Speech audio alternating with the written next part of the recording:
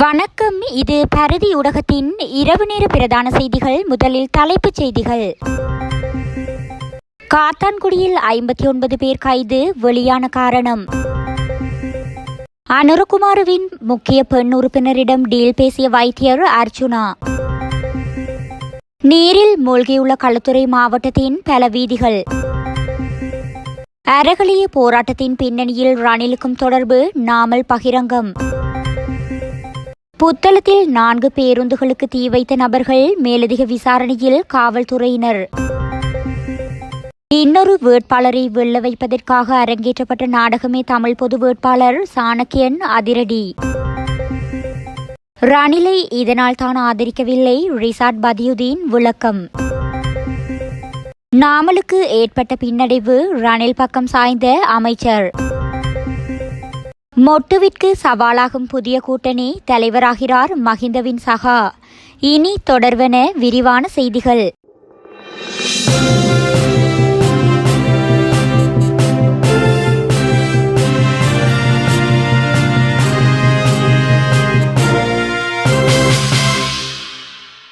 Police மா அதிபரின் பணிப்புரையின் கீழ் யுக்திய போதையொழிப்பு திட்டத்தின் கீழ் மட்டக்களப்பு காத்தான்குடி போலீஸ் பிரிவுக்குட்பட்ட பகுதிகளில் 15 ஐஸ் போதைப்பொருள் விற்பனையாளர்கள் உட்பட கசிப்பு திருட்டு சம்பவங்களுடன் தொடர்புபட்ட 59 பேர் கைது செய்யப்பட்டுள்ளதாக காத்தான்குடி போலீஸ் நிலைய பதில் பொறுப்பதிகாரி ஜி கஜநாயக்க தெரிவித்துள்ளார். ஐஸ் போதைப்பொருள் விற்பனையில் ஈடுபட்ட 15 பேர் 350 லிட்டர் கசிப்பு மற்றும் கசிப்பு உற்பத்தி, கசிப்பு விற்பனை மற்றும் வீடு உடைத்தல் மற்றும் திருட்டு சம்பவங்களுடன் தொடர்புபட்ட 44 பேரும் அடங்கலாக 59 பேர் போலீசாரினால் கைது செய்யப்பட்டுள்ளனர். கைது செய்யப்பட்ட இவர்கள் இன்றும் மட்டக்களப்பு நீதவான் நீதிமன்றத்தில் ஆஜர்படுத்தப்பட்டுள்ளதாகவும் காத்தான்குடி போலீசார் மேலும் தெரிவித்தனர். ஜேவிபியுடன் பேரம் பேசி கையும் களவுமாக மாட்டிக்கொண்ட வைத்தியர் அர்ச்சுனா பேசிய பரபரப்பு ஆதாரங்கள் வெளியாகியுள்ளது. 2024 செப்டம்பர் 21 இடம்பெறவுள்ள இலங்கை ஜனாதிபதி தேர்தலில் களமிறங்கியுள்ள வேட்பாளர்களில் அனுரகுமார திசாநாயக்கவும் ஒருவராவார். இந்நிலையில் அனுரகுமார திசாநாயக்கவின் ஜேவிபி கட்சியின் பிரச்சாரத்திற்கு பொறுப்பாக உள்ள பெண் உறுப்பினரிடம் வைத்தியர் அர்ச்சுனா டீல் பேசியுள்ளார். களுத்துறை மாவட்டத்தின் மதுராவல, பாலிந்தனுவர, மில்லனிய மற்றும் புலத் சிங்கள பிரதேசங்களில் பல வீதிகள் இன்னும் நீரில் மூழ்கியுள்ளதாக தெரிவிக்கப்படுகின்றது. அத்தோடு குக்குலே கங்கை மற்றும் தெதுரோயா நீர்த்தேக்கங்களின் வான்கதவுகள் மேலும் திறக்கப்பட்டுள்ளதாகவும் குறிப்பிடப்பட்டுள்ளது. அதே சமயம் கம்பகா மாவட்டத்தின் சில பகுதிகளில் இன்னும் வெள்ளம் ஏற்பட்டுள்ளதாக நீர்ப்பாசன பணிப்பாளர் தெரிவித்தார். இதேவேளை மேல் மற்றும் சப்ரகமுவ மாகாணங்களிலும் காலி மற்றும் மாத்தறை மாவட்டங்களிலும் சில பிரதேசங்களில் இன்று 100 மில்லிமீட்டருக்கும் அதிகமான பலத்த மழை பெய்யக்கூடும் என வளிமண்டலவியல் திணைக்களம் தெரிவித்துள்ளது. மேல் சப்ரகமுவ தெற்கு மற்றும் வடமேற்கு மாகாணங்களிலும் கண்டி மற்றும் நுவரெலியா மாவட்டங்களிலும் அவ்வப்போது மழை அல்லது இடியுடன் கூடிய மழை பெய்யக்கூடும் என திணைக்களம் தெரிவித்துள்ளது. மேலும் கிழக்கு ஊவா மற்றும் வடமத்திய மாகாணங்களில் மாலை அல்லது இரவு வேளைகளில் மழை அல்லது இடியுடன் கூடிய மழை பெய்யக்கூடும் எனவும் வளிமண்டலவியல் திணைக்களம் தெரிவித்துள்ளது. அறகலிய போராட்டத்தை நிர்மாணித்தவர்களில் ஜனாதிபதி ரணில் விக்ரமசிங்கவும் ஒருவர் என ஸ்ரீலங்கா பொதுஜன பெரமுனவின் ஜனாதிபதி வேட்பாளர் நாமல் ராஜபக்ஷ தெரிவித்துள்ளார்.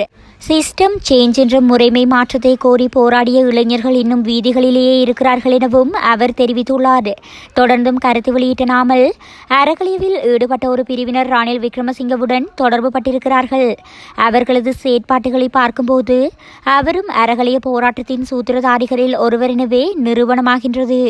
போராட்டத்தில் ஈடுபட்ட இளைஞர்களுக்காக செய்ய வேண்டிய வேலை திட்டங்கள் காணப்படுகின்றன. அவற்றை நடைமுறைப்படுத்துவதற்கான திட்டமிடல்கள் எம்மிடம் உள்ளன என நாமல் ராஜபக்ஷ மேலும் தெரிவித்துள்ளார். புத்தளம் வெண்ணப்புவ பகுதியில் 4 பேருந்துகள் எரிக்கப்பட்ட சம்பவம் ஒன்று பதிவாகியுள்ளதாக காவல்துறையினர் தெரிவித்துள்ளனர். குறித்த சம்பவமானது இன்று அதிகாலை வெண்ணப்புவ ஏரி வீதியில் உள்ள வாகன பழுது பார்க்கும் நிலையம் ஒன்றில் இடம்பெற்றுள்ளது. பழுது பார்ப்பதற்காக கொண்டுவரப்பட்ட 4 நவீன பேருந்துகளை இவ்வாறு தீ வைத்து எரிக்கப்பட்டுள்ளன.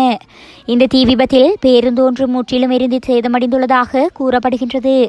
அருகில் இருந்த சிசிடிவி கேமராவை சோதனையிட்ட போது சிலர் வந்து பேருந்துகளுக்கு தீ வைத்துவிட்டு தப்பிச் சென்றது பதிவாகியுள்ளது.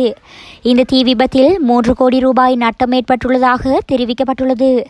இது தொடர்பான மேலதிக தகவல்களை காவல்துறையினர் மேற்கொண்டு வருகின்றனர். இன்னொரு ஜனாதிபதி வேட்பாளரை வெல்ல வைப்பதற்காகவே தமிழ் பொது வேட்பாளர் என்ற விடயம் அரங்கேற்றப்பட்டுள்ளது என மட்டக்களப்பு மாவட்ட நாடாளுமன்ற உறுப்பினர் ராசமாணிக்கம் சாணக்கியன் தெரிவித்துள்ளார். மட்டு ஊடக மையத்தில் இடம்பெற்ற ஊடகவியலாளர் சந்திப்பிலேயே அவர் இதனை தெரிவித்துள்ளார். தற்போதைய சூழ்நிலையில் இலங்கை தமிழரசு கட்சியின் பெரும்பாலான வேட்பாளர்கள் தமிழ் பொது வேட்பாளர் தேவையற்ற விடயம் என்பதில் ஒருமித்த கருத்துடன் உள்ளனர். இந்நிலையில் தெற்கிலேயுள்ள வாக்குகள் சிதறி சின்னாபின்னமாக கூடிய நிலை உருவாகலாம். அந்த வகையில் தமிழ் மக்களுடைய வாக்குகளுக்கு கூடிய பெறுமதி காணப்படும். அதில் கிழக்கு மாகாணத்தில் உள்ள மட்டக்களப்பு மாவட்டத்தில் தமிழ் மக்களுடைய அதிகூடிய வாக்குகள் காணப்படுகின்றன. தமிழ் பெற்றாளர்கள் ராஜபக்ஷ தரப்பினருக்கு வாக்களிக்க மாட்டார்கள் என்பது தெரியும். அதனால் தான் வாக்கை பிரிக்கும் செயற்பாடாகத்தான் இருக்கும் என ஆரம்பத்திலிருந்தே கூறுகின்றேன் என குறிப்பிட்டுள்ளார். இந்த நாட்டிலே அநியாயம் செய்கிற கொடூரமாக செயற்படுகின்ற ஜனாசாக்களை எரித்து எதிர்ப்பதற்கு உத்தரவிட்ட கூட்டம் இன்று ரணில் விக்ரமசிங்கவுடன் கைகோர்த்துள்ளனர் என அகில இலங்கை மக்கள் காங்கிரஸ் கட்சியின் தலைவரும் நாடாளுமன்ற உறுப்பினருமான ரிஷாட் பதியுதீன் தெரிவித்துள்ளார். மன்னார் முசலியில் நேற்று மாலை இடம்பெற்ற விளையாட்டு நிகழ்வொன்றில் கலந்து கொண்டு உரையாற்றுகையிலேயே அவர் இவ்வாறு தெரிவித்தார். இது தொடர்பில் மேலும் தெரிவித்துள்ள அவர், ஜனாதிபதி ரணில் விக்ரமசிங்கவுக்கும் எமக்கும் எவ்வித பிரச்சனையும் இல்லை. அவரை பொறுத்தவரையில் எங்களிடத்தில் நல்லெண்ணமே காணப்படுகின்றது.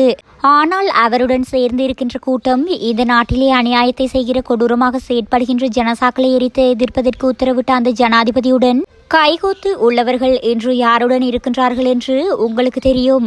இதனாலேயே நாங்கள் ரணில் விக்ரமசிங்கவை ஆதரிக்க முடியாத நிலை காணப்பட்டுள்ளது. ஜனாதிபதி வேட்பாளர் சஜித் பிரேமதாசவிற்கு அகில இலங்கை மக்கள் காங்கிரஸ் தனது ஆதரவு தெரிவித்த நிலையில் முதலாக இக்கிராமத்திற்கு வருகை தந்து பேசக்கூடிய ஒரு வாய்ப்பும் கிடைத்துள்ளது.